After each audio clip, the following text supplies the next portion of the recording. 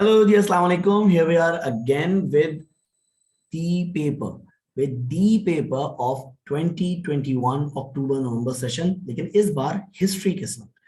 Last time हमने geography का paper solve करने की कोशिश की और उसमें हमने पहले सवाल को अटेम्प्ट किया. आज हम इसी तरह पहला सवाल अटेम्प्ट करने जा रहे हैं हिस्ट्री के पेपर का, जो कि एक हॉट टॉपिक है कि उसको कैसे अटेम्प्ट करा था लोगों ने और कैसा थ्रेशोल्ड था. थ्रेशोल्ड आई गेस 103 था इस बार हिस्ट्री ज्योग्राफी का मिला के पाकिस्तान स्टडीज में.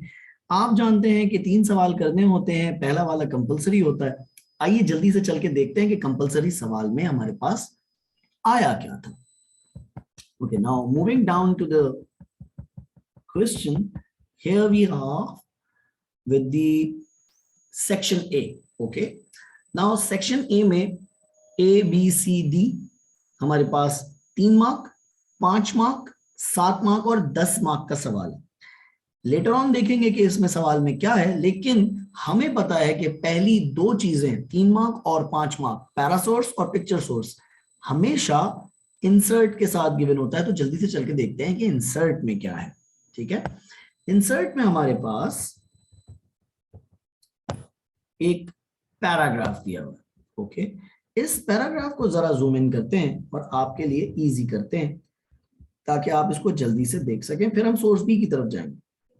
हमारे पास हमारे स्टूडेंट्स भी यहाँ बैठे हुए हैं. आपको एक आसान तरीका बता रहा हूं जिससे आप बहुत कम टाइम में इसको सॉल्व कर लेंगे. आपको पहले पैरासोर्स पढ़ने की जरूरत ही नहीं. ठीक है, जैसे मैं अपने स्टूडेंट्स को हमेशा ज्योग्राफी के बारे में बताता हूं कि ज्योग्राफी में जब मैप, ग्राफ या कोई भी पाई चार्ट आ जाए या कोई भी तस्वीर आ जाए, आप पहले उसके अंदर की इंफॉर्मेशन को डिकोड ना करें. आप पहले देखें कि सवाल में वो पूछ क्या रहा है, क्योंकि इंफॉर्मेशन इतनी ज्यादा होती है जरूरत से, तो आप उसमें फिर कंफ्यूज होकर रह जाएंगे कौन सी रेलेवेंट है कौन सी इररेलेवेंट है, उसमें आपका टाइम वेस्ट होगा. आप जल्दी से जाके सवाल को देखें, सवाल के एंगल से फिर उस चीज को सॉल्व करें. ठीक है, वही काम हम यहाँ पे भी कर रहे हैं. हम नहीं पढ़ रहे सोर्स ए को, हम जाके देख रहे हैं कि हमसे सोर्स ए में पूछा क्या गया है. सोर्स ए में उसने पूछा है according to source A which policies do some historians claim. इसका मतलब किसी हिस्टोरियन का क्लेम होगा उस सोर्स ए में. Contributed to the increasing instability to the of the Mughal Empire by the time of Aurangzeb death. इसका मतलब औरंगजेब के हवाले से कोई सोर्स दी हुई है और उसमें हिस्टोरियन किसी चीज का क्लेम कर रहा है जो कि इंस्टेबिलिटी ऑफ मुगल एम्पायर है. हम पहले से जानते हैं कि औरंगजेब की डेथ से पहले किन किन चीजों में इंस्टेबिलिटी आ गई थी मुगल टाइम पे, हम पहले से जानते हैं. लेकिन देखते हैं जो चीज हम जानते हैं क्या वो वहां पे मौजूद भी है कि नहीं. जल्दी से चल के देखते हैं. ओके जी, हमारे पास यहाँ पर जो चीज मौजूद है उसमें वो कह रहे हैं during the reign Aurangzeb's reign he developed good relationship with foreign traders. ठीक है, and made generous donations to several Hindu temples. ये जो जेनरस डोनेशंस हैं, ये एक वजह हो सकती है डिक्लाइन की. पैसा खर्च कर रहा है वो, इसको नोट डाउन करके रख लेते हैं. चलें मैं आपके लिए हाईलाइट कर देता हूँ. ओके जी, मेरे यहाँ स्टूडेंट्स भी मौजूद हैं. मैं उनसे कहूंगा कि उन्होंने जब ये रीड करके रखा हुआ है पहले से आपके लिए, कौन सी चीज इसमें हम ऐड ऑन कर सकते हैं. He introduce restrictions. What restrictions were there? हाँ भाई, कौन बताएगा? He introduced restriction on personal behavior. Okay, go ahead बेटा. He banned singing and dancing. Okay, इसका मतलब सिंगिंग और डांसिंग उसने बैन कर दिया था. कहां पर? आउटडोर में. ठीक है, तो ये वाला पॉइंट भी एक आ जाएगा. ठीक है, याद रखना तुम्हें 3 मार्क्स लेने. ठीक है ना, हिंदू टेंपल 1 हो गया, डांसिंग एंड सिंगिंग बैन होने का 2 हो गया. और उसने क्या किया, उसने डिक्लेरेशन भी कर दी कि दाढ़ी कितनी लंबी रखनी है. Taxes to pay for expensive wars.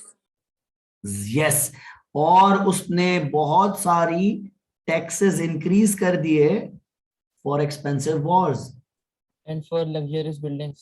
और फॉर लग्जूरियस बिल्डिंग.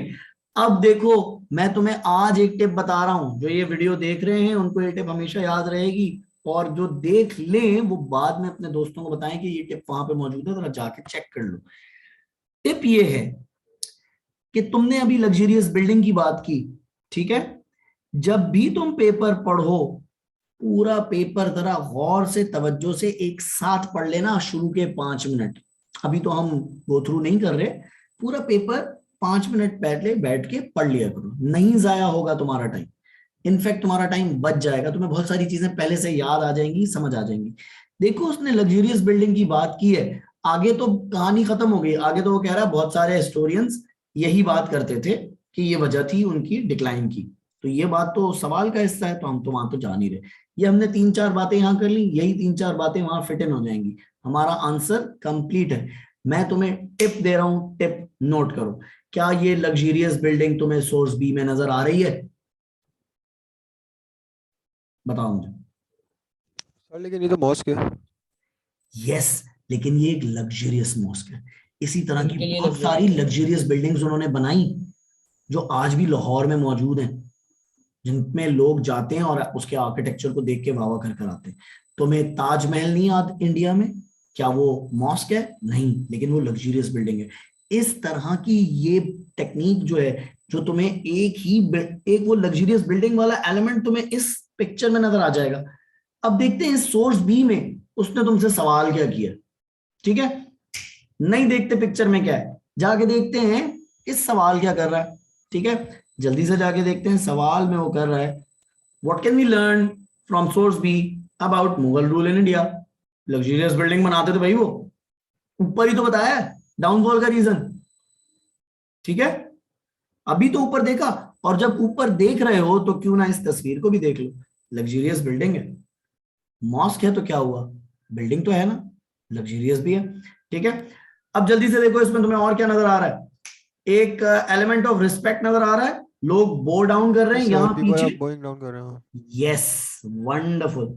ये लोग झुके हुए हैं ताजीम में, और ये लोग इस वक्त किसके लिए झुके हुए हैं? क्योंकि एक आदमी सामने से गुजर रहा है, और उसका मेन थीम ये है, एक मुगल एम्परर है जो कि अपने कोर्ट रिटर्न हो रहा है, कहां से? ग्रेट मॉस्क एट दिल्ली, ठीक है? तुमने इसमें से 3-3, 4-4 मोटी मोटी चीजें निकालनी है जो यहां तुम्हें नजर आ रही हैं। जल्दी से देखो तुम्हें क्या नजर आ रहा है। You can see armoured The guards, soldiers and yes, slaves are soldiers, guarding the emperor. Soldiers and slaves are guarding the emperor. ठीक है? और तुम्हें पीछे मस्जिद बहुत जबरदस्त नजर आ रही है, तुम्हें लोग नजर आ रहे हैं झुकते हुए, तुम्हें हाथी घोड़ा ये सब नजर आ रहे हैं। और ये एक्चुअल में हो क्या रहा है? ये एक्चुअल में एक मुगल एम्परर है जो कि अपनी कोर्ट, अपने दरबार में वापस जा रहा है, कहां से? ग्रेट मॉस्क ऑफ दिल्ली से, ठीक है? हमेशा तुमने तस्वीर के अंदर की 2-3 बातें बतानी है, और आखिरी में जो तुम कंटिन्यूएशन में एंडिंग करोगे, वो एंडिंग तुम्हें हमेशा यहां से मिल जाएगी भाई। ये तुम्हें एंडिंग बताएगा हमेशा। मैंने तुम्हें एंडिंग का क्लू दे दिया है, ठीक है? ये वो आसान टिप है जिससे तुम हमेशा 3 से 4 मार्क्स से ज्यादा ही ले लोगे। 5 मार्क का तो सवाल आता है, at least you can score 4 marks over here. बाकायदा इसका एक स्टाइल है, I can say it shows, ठीक है? वो सारी बात आप पहले से जानते हैं, ठीक है? Those who are watching me on the YouTube for quite a long time, they know how to answer it. मेरी एक YouTube की वीडियो है, how to answer the picture source, वहां पे आप जाके देख सकते हैं, ठीक है? जल्दी से चलते हैं, हमारे पास 7 मार्क के सवाल में क्या चीज मौजूद है, जल्दी से देखो इसको, ठीक है? Explain why the Hindu community objected to the jizya tax. कोई 2-3 रीजन, 3 रीजन चाहिए होते हैं 7 मार्क्स में। जल्दी देखो, in a minute I will be back. जल्दी से देखो, अपना फीडबैक दो बच्चों, शाबाश, 1 by 1।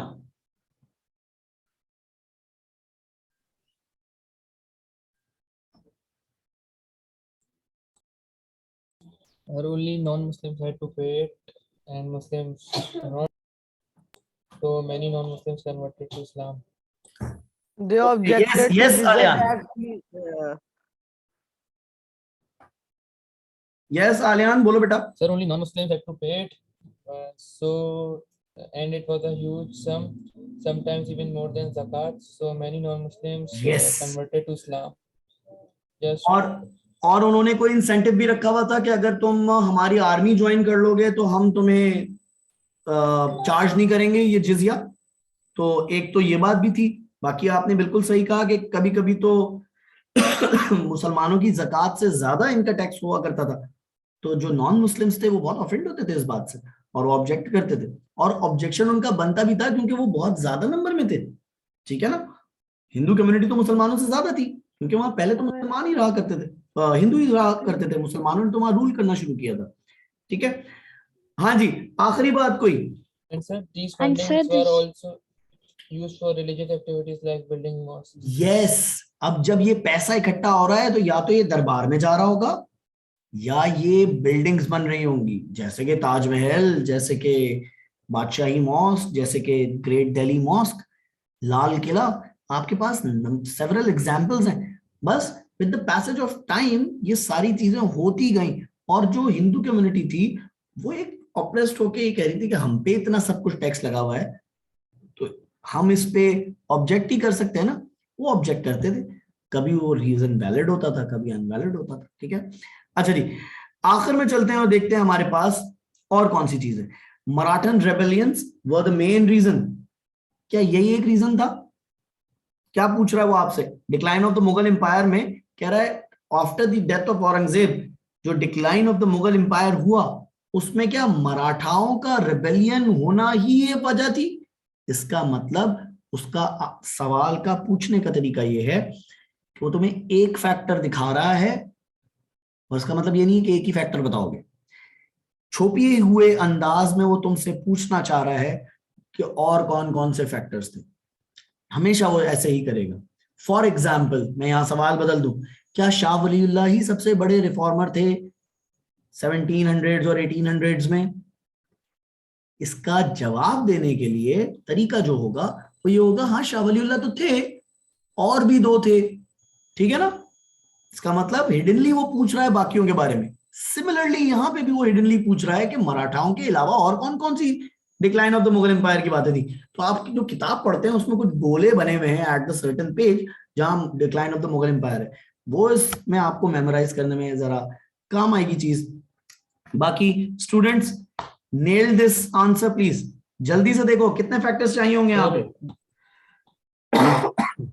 Four factors Five. other than the Maratha rebellions. Okay okay, तो इन टोटलिटी 5 और मराठा वाला मिला के 5, मराठे के अलावा 4। ठीक है, गुड है। और कौन कौन से 4 आ सकते हैं भाई? सर अराइवल ऑफ ब्रिटिश आ जाएगा और उसके अलावा वो भी आ सकते हैं, एडमिनिस्ट्रेटिव इश्यूज थे। जबरदस्त, Administration as the empire was very large. Yes, एक हो गया invasions from arrival of the Persian and British, और उसकी Afghanistan. डोमेस्टिक पॉलिसीज थी। एडमिनिस्ट्रेटिव इशू, और बताओ? Persian invasion डोमेस्टिक और पॉलिसीज। Invasions. में नादिर पर्शियन इन्वेजन, यस, जबरदस्त। और एक इनकी लेगेसी को कंटिन्यू करने का कोई तरीका था? सक्सेसरशिप sir. के मसले थे। war of successions took place. War And of sir, there was a lot of ये देखो 5 हो गए यहाँ पर, supplies. 5 तो मेरे पास हो गए, छठा तो उसने खुद दिया हुआ है। ठीक है ना, तुम इन 6 में से कोई 5 लिखने तुम अपनी मर्जी से लिख सकते हो। ठीक है, The Marathas were guerrilla fighters. Yes.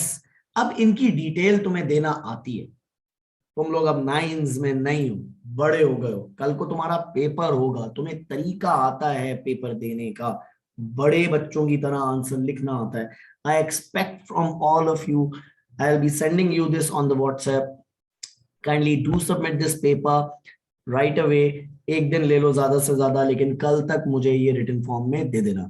Those who are watching me on the YouTube, you can contact me on my given number which has been given and shared on the YouTube page, as well as you can contact me on my Facebook page as well. इंशाल्लाह जिंदगी रही तो दोबारा मिलेंगे। आज के लिए इतना ही। Thank you students for your wonderful feedback. अल्लाह हाफिज। Allah Hafiz, sir. अल्लाह हाफिज। Officer.